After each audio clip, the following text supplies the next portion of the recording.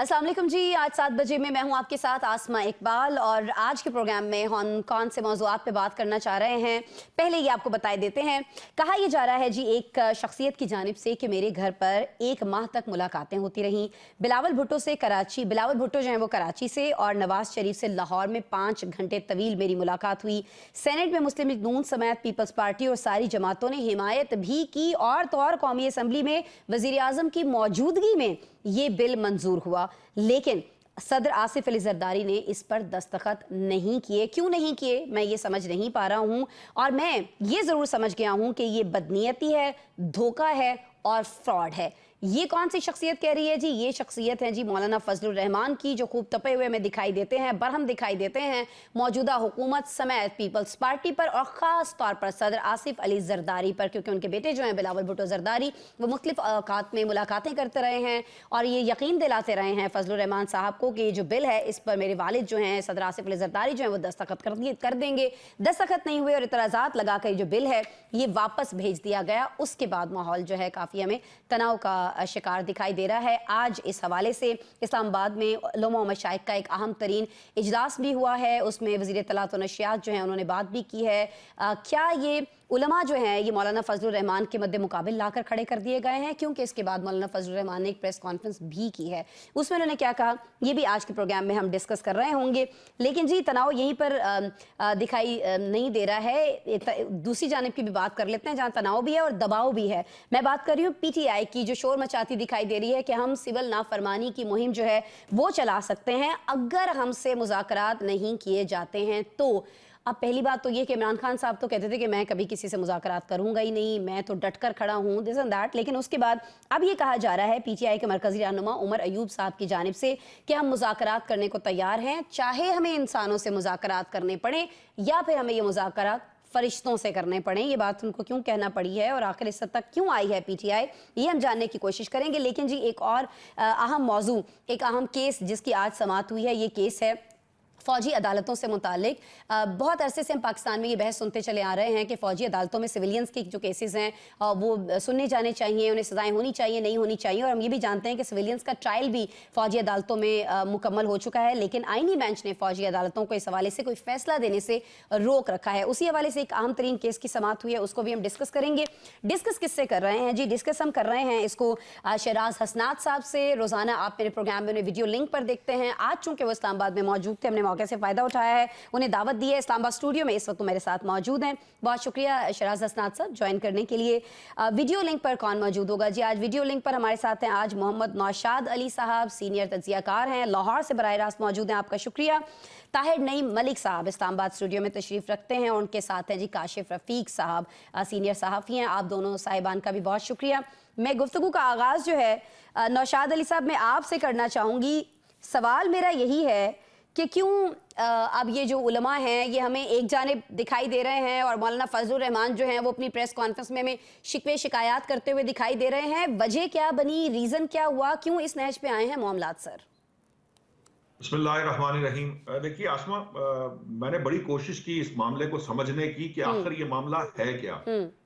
जरदारी साहब ने जो सदर मुमलिकत ने उसके ऊपर एतराज लगाया वो शायद कोई कवायद और जवाबित और थोड़ा सा उसकी वर्किंग से मुतल्लिक शायद एतराजात हैं। ऐसा ही है, क्योंकि जब जो अवाम के नुमाइंदे हैं उन्होंने इस बिल को सेनेट और असम्बली से पास कर दिया, तो फिर मुझे उसके अंदर कोई फर्दर जो मामलात हैं उसकी कोई समझ में नहीं आ रही। और मुझे एक्चुअली आप मुझसे अगर सच्ची बात पूछे तो मुझे मौलाना फजलुर रहमान की जो मुतालबा है वो भी कोई समझ में क्लैरिटी के साथ कोई ऐसा मुतालबा नहीं है कि जी ये शिक शामिल की जानी चाहिए, ये नहीं शामिल की। उनका मामला ये है कि बिल पर दस्तखत क्यों नहीं हो रहे। अब ये जो उलमाए कराम इकट्ठे हुए हैं ये भी जो गुफ्तगू कर रहे हैं कि जी इसको मामले को सियासी ना बनाया जाए और इसको जो है ये चूंकि इल्मी मामला है, तालीम से जुड़ा है, इसलिए इसको सियासी रंग ना दिया जाए। मौलाना फजलुर रहमान साहब जो हैं वो दीनी मदारस के नुमाइंदे नहीं हैं। ये इनकी वजह से ये जो मामला हमने इतने अरसे के दौरान सेटल किया है कहीं वो रोल बैक ना हो जाए। अब मुझे एक्चुअली तो ये समझ में नहीं आया। मुझे ऐसा लग रहा है जैसे मौलाना फजलुर रहमान जो है ना वो चाय की प्याली में तूफान बर्पा करने की कोशिश कर रहे हैं और इसके क्यों कर रहे हैं सर ऐसा? जी, शायद में भी ये मुझे लग रहा है कि ये कोई आई वॉश टाइप को चीज है, जिससे आपकी तवज्जो जो है अवाम की दूसरे इशू से हटाकर इस तरफ मबजूल कराई जा रही है, क्योंकि मुझे अभी तक इसमें कोई वाज़ेह इख्तिलाफ जो है ना वो नजर नहीं आ रहा किसी साइड से भी कि जिसमें कहा जाए कि ये मामला, क्योंकि ये तो सारा कंसेंसस के साथ तय हुआ था। इसके मामला जब भी पहले पाकिस्तान तहरीक इंसाफ के दौर में शफकत महमूद साहब की मामला जब हुआ था, ये चीजें तय हुई थी, उस वक्त भी तय हुई। उसके बाद ये जब जिन मुलाकातों का जिक्र मौलाना साहब कर रहे हैं, उनमें उनके जो भी मसाइल या मामला थे उन पर बातचीत करने के बाद असेंबली में जो बिल लाया गया, यकीनन वो कंसेंसस के साथ लाया गया। उसमें पाकिस्तान तहरीक इंसाफ अगर शामिल ना हो और वो इतराज करे तो फिर तो मुझे कोई बात समझ में आएगी। लेकिन वो जमातें जिन्होंने ये बिल पास कर लिया है, और फर्ज कीजिए कि सदर मुमलिकत समझते हैं कि उसकी अमलदारी में या उसके तरीकाकार को डिफाइन नहीं किया गया और उसकी फर्दर एक्सप्लेनेशन चाहिए, उसकी बुनियाद पर अगर वो उन्होंने नहीं, सदर ने तो कहा जी कि कौमी असम्बली तो इस पे कानून साजी कर ही नहीं सकती, क्योंकि 18वीं तरमीम की वो बात कर रहे हैं कि उस तरमीम के बाद तो तालीम जो है वो सूबाई मामला है और मदारिस को तो वजारत तालीम के अंडर कर दिया गया, तो फिर ये तो हो ही नहीं सकता। कौमी असम्बली तो इस पे बिल ही पास नहीं कर सकती थी। नहीं, तो आपकी बात दुरुस्त है। मसला ये है कि वो पास कर, मौलाना तो इंसिस्ट कर रहे हैं ना कि जो बिल पास हुआ है उसके ऊपर साइन क्यों नहीं हो रहे। हाँ। मौलाना का इतराज ये नहीं है कि सूबाई असेंबलियां पास करें, उनका इतराज ये है कि जो बिल आपने ये इतराज तो नौशाद साहब ये इतराज तो सदर साहब कर रहे हैं ना। काशिफ साहब, आप हमें बता दें कि सदर साहब को इतनी देर में क्यों याद आया है, जब कौमी असेंबली ये सारी चीज कर रही थी, पार्लियामान में ये सारी चीजें हो रही थी, दोनों ऐवानों में हो रही थी, उस वक्त क्यों नहीं किसी ने ये इतराज उठाया? बिलावल भुट्टो जरदारी साहब खुद क्यों नहीं बोले, जो उनके बेटे हैं, वो जानते थे इस सारे मामले को, क्यों खामखा सबको उलझाया गया और इतनी लंबी मशक कराने के बाद अब इनकार किया जा रहा है? सर बिस्मिल्लाहिर्रहमानिर्रहीम। देखें, एक तो बात ये समझ लें कि ये जो बिल मदारिस की रजिस्ट्रेशन का था, ये JUI फे ने तैयार किया, JUI फे ने पेश किया और बाकी जमातों ने उस पर वोटिंग की। सही। अब जब वोटिंग कर ली, बिल पेश हो गया, बिल पास हो गया, बिल जब आगे गया तो उसमें कोई ना कोई कानूनी नुकात ऐसे थे जिसके ऊपर सदर पाकिस्तान ने साइन नहीं किए। वो 8 तकरीबन नुकात है। उसमें से एक नुकता ये है कि 18वीं आईनी तरमीम के बाद तालीम जो है वो प्रोविंशियल सब्जेक्ट है। ठीक है। तो आपने अगर इसका इतलाक पूरे पाकिस्तान पे करना है तो फिर आपको मुतलका सूबों से पास करवाना पड़ेगा, पॉलिसी बनाना पड़ेगी, नंबर 1। नंबर 2, अगर आपने सिर्फ मरकज के ऊपर इतलाक करना है तो फिर आपको बिल के अंदर पूरा पाकिस्तान की बजाय वफाकी दारुल हुकूमत लिखना पड़ेगा कि यहाँ तक इतलाक होगा उस मदारिस का। दूसरी बात यह है कि ऑलरेडी रजिस्ट्रेशन का एक कानून मौजूद है। 2019 में उस वक्त के वजीर तालीम शफकत महमूद साहब के साथ 12 जय्यद उलमा ने, जिनका तमाम मकातब फिक्र से ताल्लुक था, उन्होंने एक रिटर्न मुआहिदा किया। वो रिटर्न मुआहिदा जो सा है वो ये रिटर्न मुआहिदा मौजूद है। उस रिटर्न मुआहिदे के अंदर उन्होंने कहा कि जी आप तमाम मदारिस को रजिस्टर्ड करवाएंगे, उनके बैंक अकाउंट्स खोलेंगे और 9 साल तक जो तालिब इल्म है वो जब फरागत हो जाएगी तो उसके बाद उनका डेटा मेंटेन किया जाएगा, बैरून मुल्क से पढ़ने वाले तालिब इल्मों का डेटा मेंटेन किया जाएगा, इजाजत ली जाएगी। उसके बाद आप दीनी तालीम के साथ जो दूसरी निसाबी तालीम है वो भी देंगे, यानी कि मैट्रिक को इंटर के लोगों को करेंगे। और अगर और एक बड़ी इंपॉर्टेंट चीज है, अगर कोई मदरसा रजिस्टर्ड नहीं होगा या रजिस्ट्रेशन की वायलेशन करेगा तो याद रखिए उसके बाद इत्तेहाद तंजीमातुल मदारिस जो है वो खुद वफाकी हुकूमत के साथ मिलके उस मदरसे को बंद करवाएगी। अब वो उलमा कहते हैं जी हमने बड़ी मुश्किल से बड़ी गुफ्तगू की, तहरीक इंसाफ के दौर में हम एक एग्रीमेंट पे पहुंच गए, उस एग्रीमेंट को एग्जीक्यूशन मिल गई हुई है, अब आप इसकी हैयत को तब्दील ना कीजिए। अब वो तमाम 12 जो मकातबे फिरकर के उलमा थे वो खड़े हो गए हैं। उन्होंने आज बकायदा एक मुतफिका करारदाद भी पास की है, ठीक है, और उसमें हुकूमत को उन्होंने मुतलब्बे किया है कि आप किसी किस्म की कानून साजी में तब्दीली नहीं करेंगे, अगर करेंगे तो हमसे मशवरा करेंगे। अब मसला ये है कि मौलाना साहब के साथ हो गया हाथ। मौलाना साहब ना हुकूमत के रहे हैं ना तहरीक इंसाफ के रहे हैं। तहरीक इंसाफ वाले तो कहते हैं जी आपने तो कहा जी मैंने 26वीं आईनी तरमीम में बड़ा आपका सपोर्ट करके मैंने वोट दिया। अब जिस नुक्ते के ऊपर वोट दिया था वो नुक्ता एड्रेस ही नहीं हो रहा। मौलाना साहब को हुकूमत कहती है या हमारे साथ खड़े हो जाए या तहरीक इंसाफ के साथ खड़े हो जाए, एक लाइन तो ले लें। तारीख में पहली दफा मौलाना साहब जो है उनके पत्ते उल्टे पड़ रहे हैं, उनको समझ नहीं आ रही कि मैंने इधर खड़े होना है या इधर खड़े होना है। ठीक है शराज साहब, ये मामला सिर्फ जो है ये 26वीं आईनी तरमीम तक का था, उसकी मंजूरी तक के लिए ये सारा मामला जो है उस वक्त किया गया और ये जो मौलाना हज़रात जो हैं जो मुख्तलिफ मकातब फ़िक्र से ताल्लुक़ रखते हैं, जिनका जिक्र उलमा कराम का भी काशिफ साहब भी फरमा रहे थे, जिन्होंने आज अहम तरीन इजलास भी किया है इस्लामाबाद के अंदर, ये लोग उस वक्त क्यों खामोश थे? उस वक्त ये सारी चीज़ होते हुए देखते रहे। आए रोज़ हम देख रहे हैं कि जब 26वीं आईनी तरमीम के ऊपर बात कर रहे होते थे मौलाना फजलुर रहमान साहब, तो जब वो कहते थे इसमें से मैंने बहुत सारी शिकें निकलवा दी हैं, तो साथ ही वो अपनी प्रेस कॉन्फ्रेंसेस के अंदर, मीडिया टॉक के अंदर ये भी कह रहे होते थे शराज साहब कि इसमें मैंने मदारिस बिल की भी बात की है। उस वक्त ये उलमा क्यों खामोश थे? सबके सभी मिले हुए थे, हुकूमत, जरदारी साहब, बिलावल साहब, सब मिले हुए थे और अब सबने इनकार कर दिया। Thank you Asma for giving this chance. मेरा ख्याल ये है कि मौलाना से मजीद कुछ मनवाने के लिए उन्हें यहाँ पे तंग किया जा रहा है। अच्छा। देखें, जो शिकें उस वक्त पीटीआई के दौर में मंजूर की गई थी और अभी जो मौलाना जिस बिल की बात करते हैं उसमें सारी की सारी चीज़ें मदारस की बेहतरी के लिए हैं और कोई भी ऐसी शिक नहीं है जो मदारस के अगेंस्ट हो। एक पूरा उन्हें कानूनी अमल में लाया जा रहा है और अगर असेंबली से ये बिल पास हुआ है तो इसका मतलब है कि एक लीगल लेजिस्लेशन हो गई है। जबकि शफकत महमूद साहब के टाइम में it was just an agreement between one party and the second party, जिसको गवर्नमेंट ने इंप्लीमेंट किया था। और ये सारी शिकें वो हैं अगर उसमें कहीं ना कहीं ये दोनों एक दूसरे के साथ मुतसादम भी नहीं है बल्कि एक दूसरे के अंदर एडजस्ट हो रहे हैं। और जो पहले भी 12 शिकें थी और जो अब ये बिल था इसके अंदर भी वो चीज़ें हैं जो कहीं ना कहीं हेल्प आउट करेंगी। अब हमें ये देखना है कि जो बात काशिफ ने की कि मौलाना दरमियान में खड़े हैं, मौलाना is literally playing a role of bridge, जहां पे पीटीआई के साथ भी अभी जो कुछ हुआ वो मौलाना की तरफ भागे, कहीं ना कहीं राब्तों की बात की। मौलाना ने खुद कहा कि वो एक ब्रिज का रोल प्ले कर सकते हैं गवर्नमेंट को कन्विंस करने के लिए और बाकी करने के लिए। और हमें इस चीज़ को नहीं भूलना चाहिए कि जो आगे भी हम बात करेंगे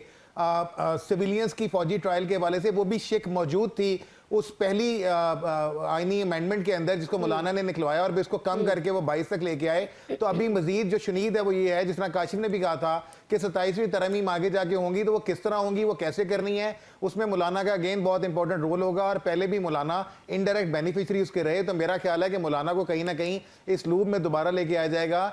आप ये देखेंगे कि जो उसमें निकात उठाए गए हैं वो बहुत टेक्निकल हैं और ऑब्वियसली सदर पाकिस्तान नहीं बल्कि उनके सेक्रेटेरिएट ने इसको हाईलाइट किया होना है, जिसकी वजह से सदर ने इनकार किया होना है क्योंकि वो लीगल ओपिनियन ली जाती है। तो ये कहीं ना कहीं, और उसके अंदर भी एक चीज होती है कि सर्टेन टाइम में अगर साइन ना हो तो वो ऑटोमेटिकली लॉ का हिस्सा भी बन जाता है और दोबारा भेजा जाता है। तो जब ये बिल दोनों असम्बलियों से पास हुए हैं, सेनेट से भी और कौमी असम्बली से भी, तो फिर और इसमें कोई दो राय नहीं है कि जल्द ही ये कानून का हिस्सा बन जाएंगे। हाँ, जिन लोगों को की खामोशी उस वक्त एक सवालिया निशान थी उन उलमा इकराम की, अब वो सामने आ रहे हैं।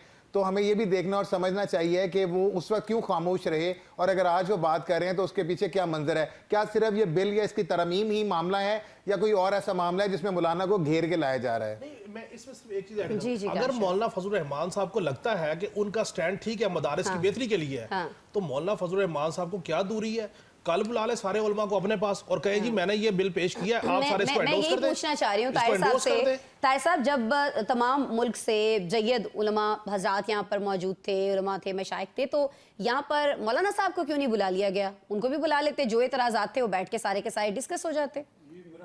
एक तो ये है कि जो उलमा और मशाइख के सरकारी एक फोरम है, ये अंग्रेज़ दौर से फतवे लेके आखिरी जनरल मुशर्रफ दौर तक वो दस्तयाब चीज़ें इनके पास होती हैं और वो मीडिया को भी रिलीज हो जाती हैं। लेकिन सवाल ये है कि कानून साजी जो है जब इतने अहम मामले पे हो रही है तो पाकिस्तान की हर काबिल ज़िक्र मजहबी जमात सेनेट और कौमी असम्बली में रखती है। उनका पार्टी का मौक़िफ़ पार्टी के नुमाइंदों ने हाईलाइट किया। अब जो कानून साजी है वो इसी पे हम जैसे लोगों को एतराज़ था कि कानून साजी कंसेंसस का नाम है, कानून साजी में डिबेट होना चाहिए और जिस सेगमेंट ऑफ सोसाइटी के बारे में हो रहा है वो स्टेक होल्डर होते हैं। आप अमेरिका बरतानिया में प्रैक्टिस देखें, यहाँ पे व्हाट्सएप पे एन लम्हे पे मिलते हैं, वजीर आजम भी कहते हैं मुझे तो पता ही नहीं क्या वो बिल है, और इसी तरह उसके बगल के नीचे पुरस्कार तरीके से कानून साजी कराने का नतीजा है। अगर ये मामला खुल गया है तो जो दूसरी कानून साजी हुई है मंजूर, जिस पे हुकूमत बड़ी खुशी का इजहार कर रही, उसमें कितने तजादात होंगे। तो इसी तरह कमेटीज़ में पहले जाता है मामला, कमेटीज़ के अंदर थोरो डिस्कशन होती, हर चीज़ को बिल्डोज और बाईपास करके अब पुरस्कार मैनर से जब करेंगे। जहाँ तक ये बात है, दुरुस्त कहा कि तालीम जी सूबाई महकमा है, तो HEC के हिसाब से सूबाई जो यूनिवर्सिटी हैं उनका क्राइटेरिया बना रही है, तालीम सूबाई है। ये बातें टीवी स्क्रीन पे और होती हैं, मैं यूनिवर्सिटी में बैठा हूँ। इस वक्त इशारा एक हुआ है कि ये बिल रोकना है। जो लोग मौलाना से हाथ कर रहे हैं उनके हाथ में कुछ नहीं आएगा, क्योंकि मैंने वो वक्त देखा है जब लोग लंदन में सीढ़ियों से नीचे नहीं आ सकते थे तब मौलाना पीडीएम के सरबराह थे, वो उनको गुजरांवाला सही भी हो लाए गया, थे। सही हो गया। जब यहाँ कराची के एक होटल में दरवाजा तोड़ा गया था किसी की बेटी का, ठीक है, तो वो मौलाना ही था जिनको आज आप ताने दे रहे हैं, बिल्कुल ठीक, जिन्होंने ये कहा। मैं तो हमारी कौम का और ब्रेक हमारे लेना है, मुझे मीडिया के ब्रेक लेना दोस्तों है। का हाफजा ही कमजोर है, मैं वो हाथ करने की सलाहियत रखते हैं। ब्रेक लेना है मुझे। मुफ्ती तकी उस्मानी साहब रबर स्टैम्प नहीं हो सकते मेरी नजर में, ठीक है। कितनी सरकारी कमेटियों में दूसरी ये बात जरा ये देखिए बता देखिए दें। मेरी बात एक सुनो मिनट, ना, इन्होंने बात की है, ये है मैं कानूनी 10 तौर कमेटियों पे, में गिनवाता सर, हूं, मैं गुजारिश 10 कर रहा सरकारी हूं, कमेटियों में, मैं बोर्ड गुजारिश ये में, कर रहा रोयत हूं, हिलाल में, इस्लामी नजरियाती सर, कौंसिल में, मुफ्ती भाई जो तकी सरकारी उस्मानी साहब की बात कमेटी कर रहा हूं, में, मुफ्ती मुनीर वो की बात सरकारी कर नहीं रहा। तो और क्या है? सर मुफ्ती तकी 10 उस्मानी की सरकारी बात कर रहा कमेटियों हूं, में, बैंकों में, मुफ्ती स्टेट तकी बैंक उस्मानी की में बात कर रहा हूं, मुफ्ती मुनीर की बात नहीं कर रहा सर, मैं गुजारिश और कह रहा हूं, मैं और गुजारिश कर रहा हूं सरकारी का है वो कि सरकारी कमेटियों में मैं गुजारिश ये कर रहा वो हूं रोहित कि मौलाना लाल फजल रहमान साहब, साहब, काशिफ साहब की बात कंप्लीट भाई हो मेरी लेने, बात तो फिर सुन लीजिए, जवाब दे मैं दीजिएगा। गुजारिश सिर्फ एक कर रहा हूं हजूर, बिल लेके आए JUIFA ठीक है, मुदारिस का, ठीक। JUIFA ने जो है मुशावरत करनी थी उलमा से या हुकूमत ने करनी थी। 26वीं आईनी तरमीम में तो मुशावरत हुई, मुशावरत का फोरम क्या है? मौलाना कौमी फजल असम्बली। रहमान साहब ने नई मुशावरत की, इस बात को तस्लीम कीजिए। अब मौलाना फजल रहमान उसका जो भी इस्तदलाल दे, मौलाना फजल रहमान साहब जाने, बाकी जय्यद उलमा जाने, उनको बिठा लें, कल एंडोर्समेंट ले लें और बिल साइन करवा ये लें। दुल्हन को पहले इतराज क्यों नहीं हुआ काशिफ? हाँ, ये ये- तो ये- question ये है। बात ये है कि जय्यद उलमा का पैमाना क्या है? पहले एक आप ये define करें। भाई ये मामला कौन जो है जय्यद उलमा होता है? ये जय्यद हम उलमा का प्रोफेसर पैमाना तो उलमा मानते बता हैं, सकते हैं, मैं नहीं बता जिसमें सकता। PhD मैं तो उलमा आप मुझे क्राइटेरिया चलो, डिफाइन इस कर पे आके सर, ये बहस तो कर उलमा ही लेते बता हैं, सकते इस पे हैं ना। ब्रेक से ये तो आके उलमा दोबारा ही बहस कर बता लेते हैं, सकते क्योंकि अभी नाज़रीन हमने ये डिस्कशन की इस बिल के हवाले से। अभी हमें क्या रिएक्शन जो है, अभी तक तो प्रेस कॉन्फ्रेंस के जरिए आया है, लेकिन क्या वाकईतन जो तलबा हैं मुख्तलिफ मदारिस के, उनको सड़कों पर लाएंगे मौलाना साहब? इतना शदीद गुस्सा है या उनका ये गुस्सा जो है वो किसी और तरह से खत्म करने की कोशिश की जाएगी? क्योंकि इस इजलास के बाद तो उनका गुस्सा खत्म होता हमें दिखाई नहीं दे रहा है। ब्रेक के बाद मिलते हैं, ब्रेक के बाद बात करते हैं इस पर। वेलकम बैक जी। बात हम कर रहे थे मदारिस रजिस्ट्रेशन बिल के हवाले से। ये बिल क्या है, इस पर पहले बहस क्यों नहीं की गई, पहले उलमा को इकट्ठा क्यों नहीं किया गया, और क्या मौलाना फजल रहमान के साथ वाकई हाथ करने की कोशिश कर रही है मौजूदा हुकूमत? जिस तरह से वो खुद कह रहे हैं, गिला कर रहे हैं कि इसमें कितनी हकीकत है कितनी नहीं, इस पर तो हम बात कर चुके हैं। अब मौलाना साहब का इस पर अगर वो रिएक्शन आता है तो वो रिएक्शन कितना शदीद होगा और क्या हुकूमत उस रिएक्शन को रोक पाएगी? इस पर मैं चाहूंगी शराज साहब, मैं पहले आपकी तरफ आऊँ। अब देखें, प्रेस कॉन्फ्रेंस तो वो कर रहे हैं, गुस्से का इजहार तो वो कर रहे हैं, लेकिन साथ ही साथ उन्होंने अपने तलबा को ये कह रखा है कि बस अलर्ट रहें, मेरी कॉल का वेट करें। मेरा नहीं ख्याल कि मौलाना साहब के साथ मामला इस नहज तक जाएंगे जहां पे उन्हें सड़कों पे आना पड़ेगा और जहां पे उनकी नाराजगी ज्यादा देर तक चलेगी। मैंने पहले आपसे गुजारिश तो की, मना लेंगे उनको, मना लिया जाएगा, और वो मना लिया जाएगा किन कंडीशंस पे ये मैटर करता है। क्या अच्छा। वो कंडीशंस दोबारा से कोई नई अमेंडमेंट की सूरत में होंगी? क्या वो कंडीशंस पीटीआई की जो इनडायरेक्ट हमायत है उससे पीछे होने की सूरत में होंगी? वो क्या होंगी, ये मैटर करेगा जी। सही है। अच्छा, तो आप नहीं समझते कि आज ये जो इजलास किया गया है, ये एक तरह से प्रोवोक किया गया कि देखें ये सब हमारे साथ बैठे हैं तो उसी कर ले हो? देखिए, इसमें कोई दो राय नहीं है। जिस तरह मलिक साहब ने कहा कि ये जो उलमा है, जय्यद उलमा, ये सारे के सारे गवर्नमेंट की बी टीम के तौर पे काम करते हैं। जिस वक्त जब बिल असेंबली में प्रेजेंट किया जा रहा था, उससे पहले इसकी डिस्कशंस हो रही थी। देखिए, ये एक दिन का मामला तो नहीं रहा ना, सबको पता था ये बिल आना है और इट वाज इन नेगोशिएशन, हो रहा है नहीं हो रहा है, पीटीआई आएगी नहीं आएगी, और सबको इस बिल के मंदरजात का कहीं ना कहीं पता चल गया हुआ था। और मौलाना साहब ने बरमला इसका कहा था कि इस बिल के अंदर जो मदारिस से रेलिवेंट कानून साजी है वो इसका हिस्सा होगी, और वो उसको क्लेम करते थे, ओन करते थे।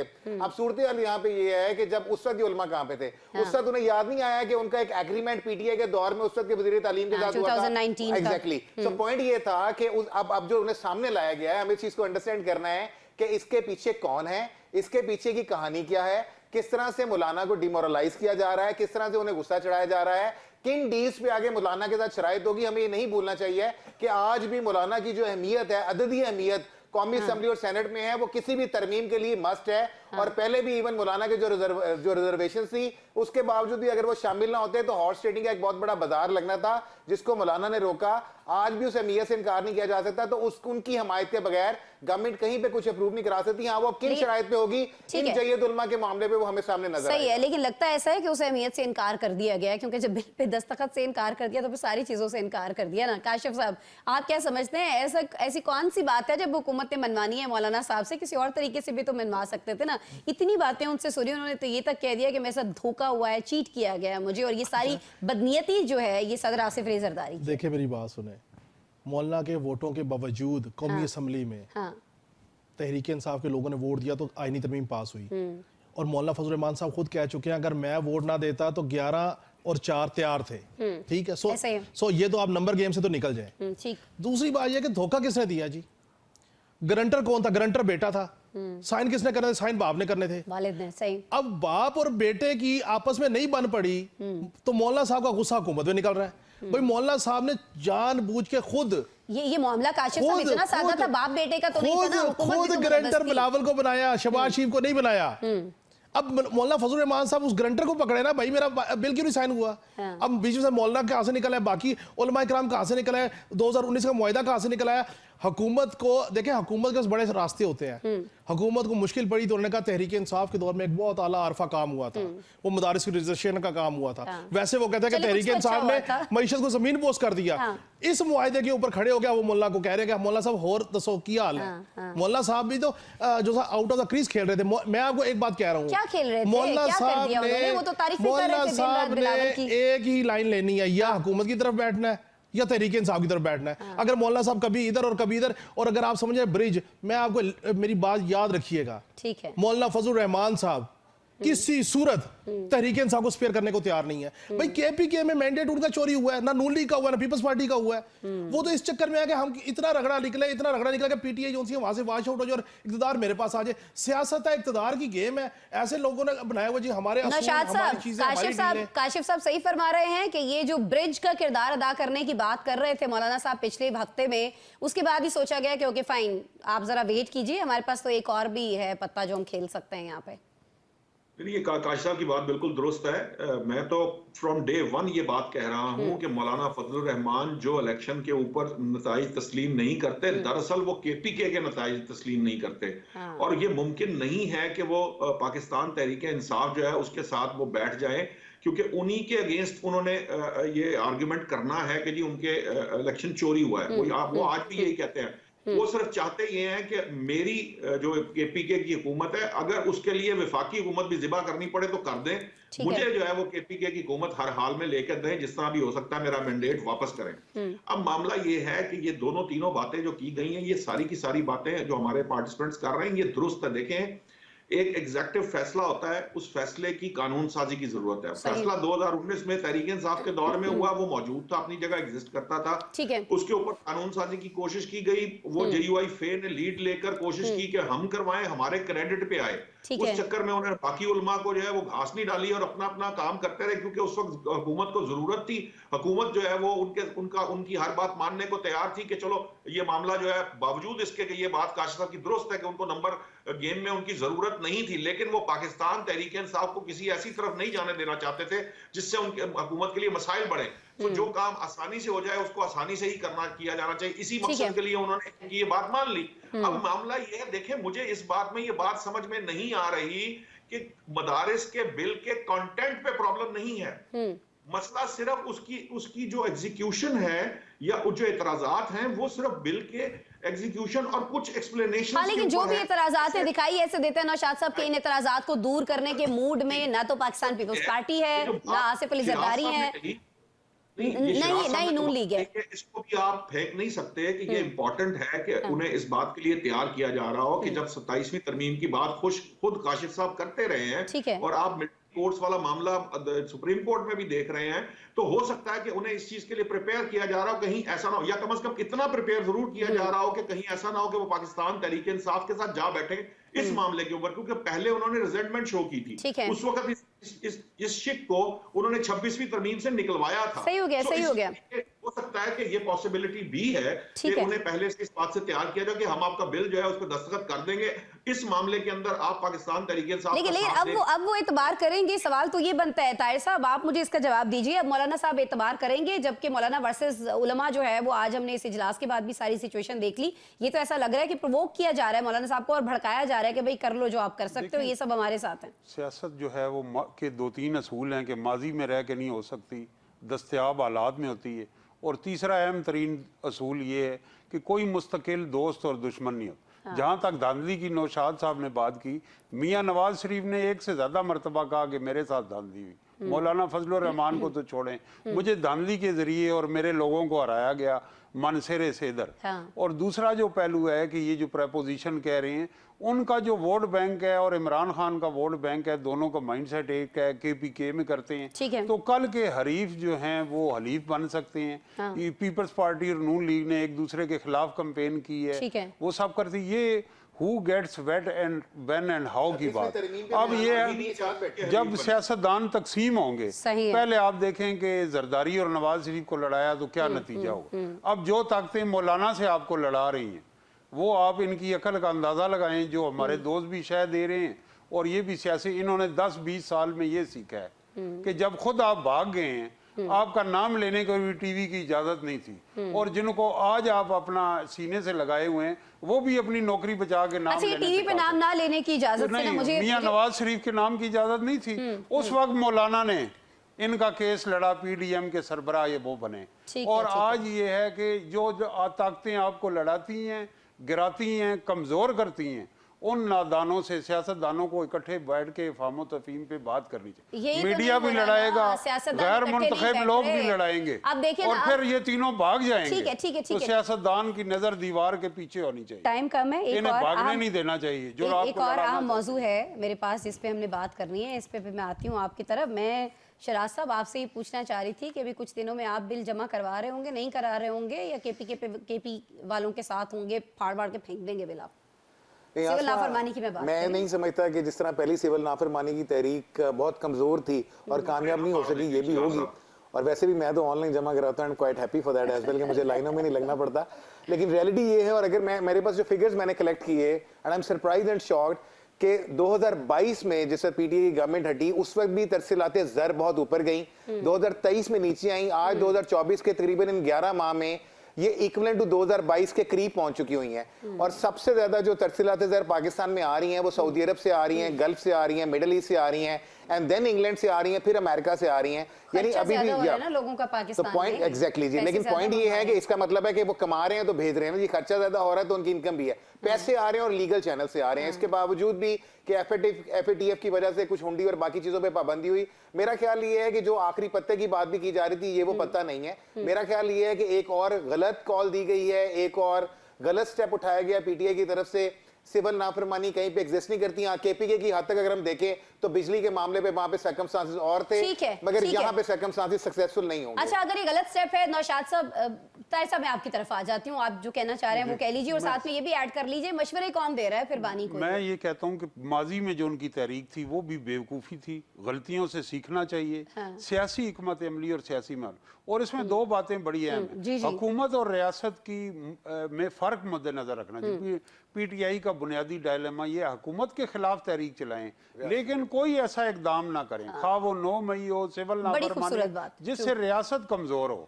तो रियासत को कमजोर, सिविल नाफरमानी ना गांधी की कामयाब हुई है ना इसमें तो आप कितने बड़े लीडर हैं कि यहाँ पीएनए ने निज़ाम मुस्तफ़ा तहरीक में सिविल नाफरमानी का नाम नहीं लिया, एंटी-यूब मूवमेंट बनी है। जब आपके पास दस्तयाब सियासी, पार्लिमानी, आईनी, कानूनी रास्ते हैं, तो उस रास्तों से आप उतरे ना, और यही आपके मामलात को ये चीज़ बेहतर करे। काशिफ साहब, देखें, मैं तो पहले दिन से कह रहा हूँ कि डट के खड़ा है कप्तान, अब मुज़ाकरात करेगा कप्तान। पहले भी कर रहा था, ठीक है। जिसका मैंडेट तस्लीम नहीं, अब उसी के साथ से बात करेगा कप्तान। जिन इदारों के, इंसान हो या फरिश्ते, किसी से भी करेंगे, जिन इदारों के खिलाफ की साजिश, अब उन्हीं के तरले मारेगा कप्तान। ठीक है।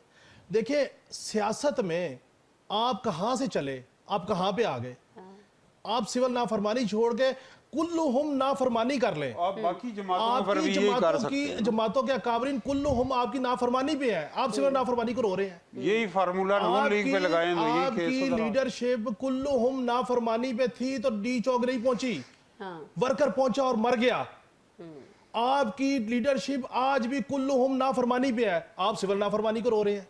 भाई, बात यह है कि सियासत करनी है, सियासतदानों से मुज़ाकरात करें, पार्लिमान जाएं, नंबर इकट्ठे करें, अदम एतमाद लाएं और जो मर्जी कर लें। इसके अलावा आप ये कहें कि कोई आए, अडयाला जेल का दरवाजा खोले और हमें जनाब ले जाए और कहे जी आप निजात दहिंदा है, आप कोई कौम के निजात दहिंदा नहीं है, ठीक है, आपने सारा जोर लगा लिया ठीक है, है। आपको आखिर अब ये सारी सिविल नाफरमानी का पता क्यों खेला गया? दबाव बढ़ाओ, इतना बढ़ाओ कि यार इससे बात ही कर लो, तंग आके इससे बात ही कर लो। आप सीधी बात करें, यार मैं सियासतदानों से मुज़ाकरात करने को तैयार हूं, मैं शहबाज शरीफ के साथ बैठने को तैयार हूं, खत्म बात। उमर अयूब साहब ने भी कह दिया, नौशाद साहब आपकी तरफ आऊंगी और कैसे बात सुने, जो जी, अब काशिफ। मुज़ाकरात करने को तैयार हुए अपने पूरा जोर लगा के, अब रियासत मुज़ाकरात करे ना करे, अब तो उनकी मर्जी है ना। देर आए दुरुस्त आयत भी तो कहा जाता है, चलिए देर कोई आए बात दुरुस्त नहीं। आए, आपने बंदे मरवा दिए, काशी मुज़ाकरात होते यहाँ रहे पे हैं, बंदे मुज़ाकरात होते रहे हैं। हट दरमी में जो ताहिर मलिक साहब ने बात की मैं कि वैसे इस बात पे सियासी दो बार बोल दिया आज इस शो में ये। इस सारे मामले पे आप मुझे बताएं, गैर सियासी लोगों ने क्या हाल कर दिया, पार्टी का भी, अवाम का भी। नौशाद साहब आप भी कुछ ऐड करें ना। मैं तो सिर्फ इतना कहना चाहता हूं, देखिए पहली बात तो ये कि पाकिस्तान तहरीक इंसाफ जो है ना वो सिविल नाफरमानी की तहरीक शुरू नहीं कर सकती। देखिए ये गांधी साहब का हवाला फिर दिया है ऐसे शोशे छोड़ते क्यों हैं सर, क्यों मैं करते हैं ऐसी बताता हूं, हरकतें?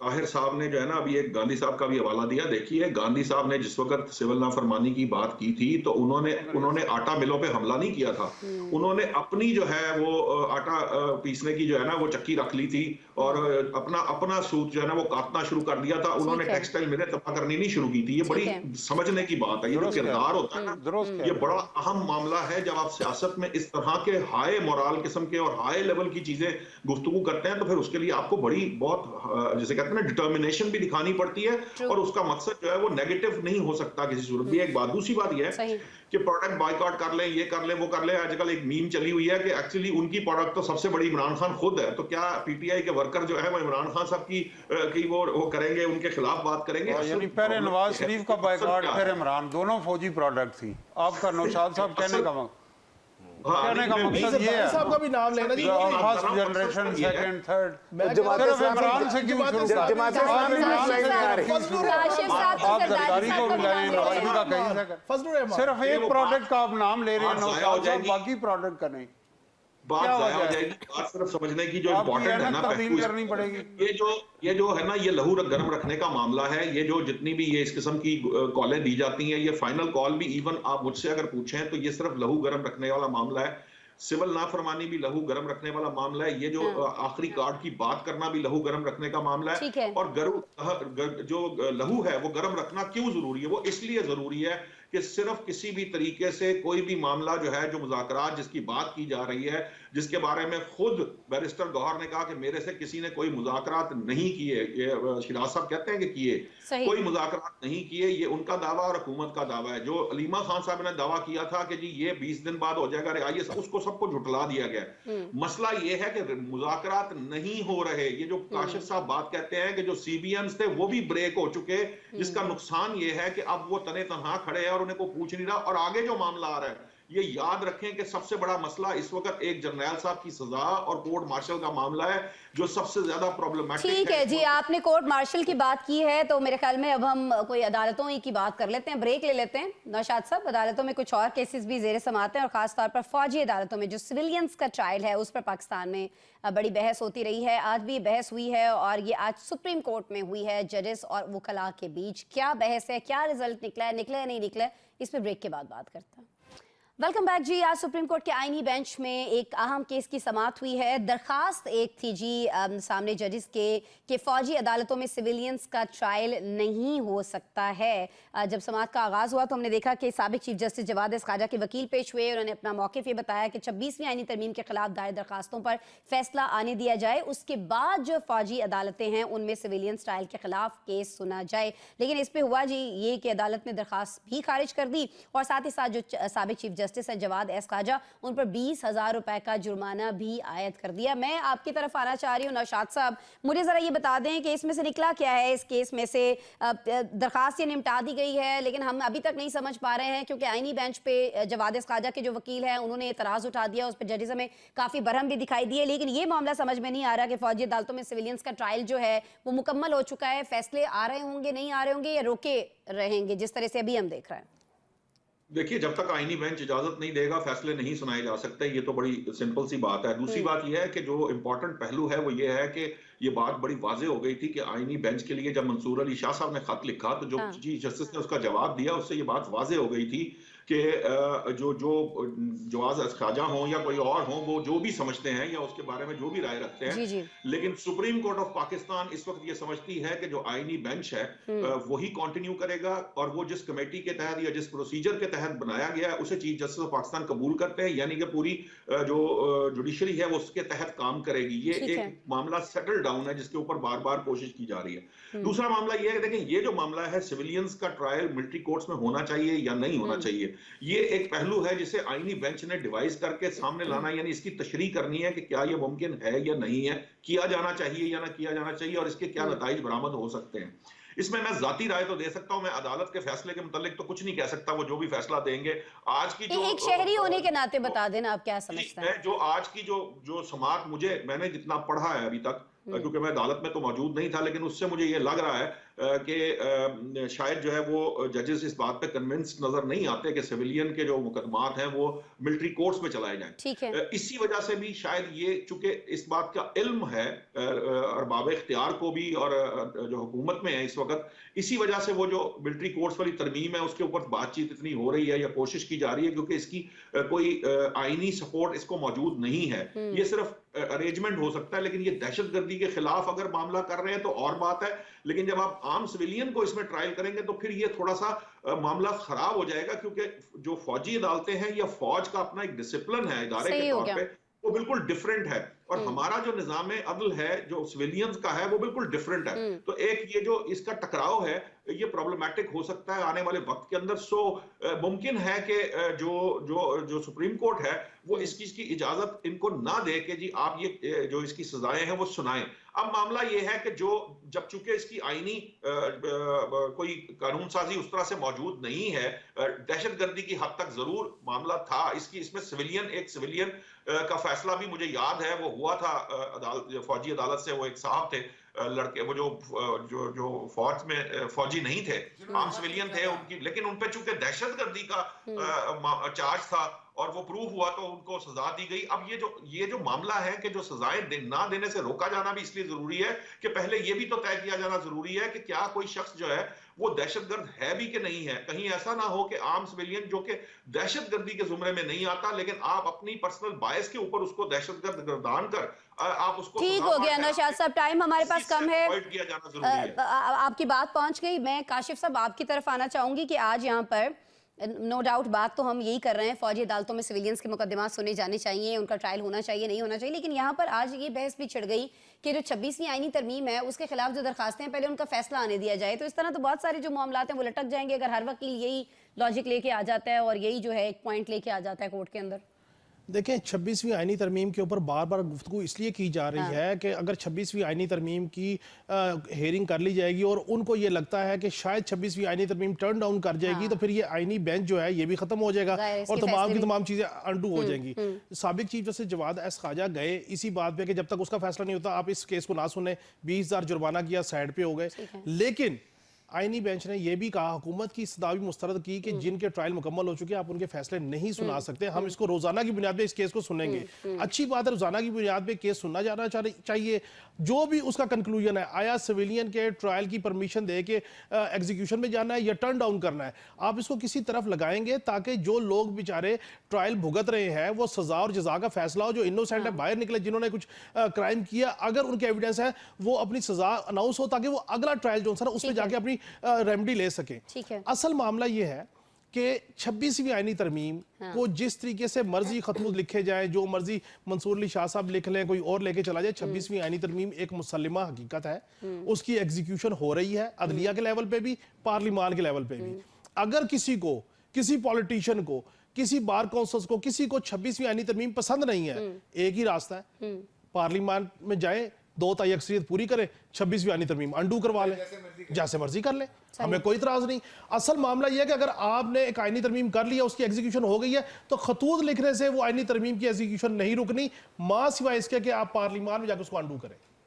ठीक है, मैं ताहिर साहब आपके तरफ आना चाहूंगी इस मसले पर। जी, काशिफ साहब बिल्कुल दुरुस्त कह रहे हैं कि जो कानून साजी का फोरम है वो पार्लियामेंट, और लेकिन जो आइन के अंदर ये है कि आइन सुप्रीम है, आइन के तहत अदालतें भी हैं, आइन के तहत भी पार्लियामेंट, पार्लियामेंट सॉवरन है लेकिन सुप्रीम नहीं, ये बड़ी टेक्निकल बात है। तो पार्लियामेंट की बनाई बहुत सारी कानून साजी जो है वो सुप्रीम कोर्ट ने उसको आइन से मुतसादिम करार दे दी। तो क्योंकि हम यहाँ हमारे पैनलिस्ट में कोई भी लीगल एक्सपर्ट नहीं है, तो जो कानूनी मौज शगाफी होती हैं, तो बाकी ये कि हमने ये देखा है कि जो कवानीन हैं वो हर हुकूमत में बदल जाते हैं। तो ये इसकी वजह से भी हमारा जमहूरी कानूनी जो तसलसल है वो आगे नहीं बढ़ता, और कॉन्सेंसस माशरे की राइट पाथ पे अब कैसे होते हैं। आप एक दफ़ा तमाम जो क्वेश्चन हैं उन्हें सेटल कर लेते हैं, इंडिया में हुआ, बरतानिया में हुआ, अमेरिका में हुआ, ऑस्ट्रेलिया में हुआ, और फिर उस ट्रैक पे पटड़ी पे फिर ट्रेन चलती, ना ट्रैक तय हो सका, न हम इधर भटक रहे हैं उधर भटक रहे हैं। ठीक है, हमारी रोटी रोजी लगी हुई है लेकिन हम पहुंचे कहाँ हैं? हम पहुंचे कहीं भी नहीं है। आज इंसाफ के लिए ये जो मैं एक बात कहना चाहूँ, फैसले वक्त पे ना देने का नतीजा है। पहले दहशत गर्दियों को सजा नहीं होती थी, एंटी टेररिज्म कोड बना दिए, फिर अफवाज पाकिस्तान पे GHQ पे हमला हुआ, मुलजिम ने फिर मिलिट्री कोड बना दी। अब आम शहरी के लिए कौन सी कोड बनाएं? जिसकी बेवा के मकान पे कब्जा हो गया, जिसकी मजदूर और किसान के साथ हो गया, वो बासर नहीं है। वो दादा केस फाइल करेगा, पोता करेगा, उसको उसकी फाइल उठा के जाएगा वो सीधा, और इंसाफ की रसाई में हम 130 136 नंबर पे हैं। उस आम शहरी किसका गिरबान जाके जस्टिस मंसूर अली किस पे जाके लोग मैनेजमेंट का फार्मूला ले जस्टिस मंसूर अली शाह को आप ये दें कि जो उनका डिसीजन आया सुप्रीम कोर्ट का मखसूस नशिस्तों पे, इस मुल्क में इलेक्शन कमीशन उसको किस दुनिया की जमहूरियत में होता है कि उसको इम्प्लीमेंट ना करे सुप्रीम कोर्ट के। हमारे दोस्त तरह तरह के नुक्ते उठाएंगे। तो ये बात ये कि एक track, one set of principle होने चाहिए।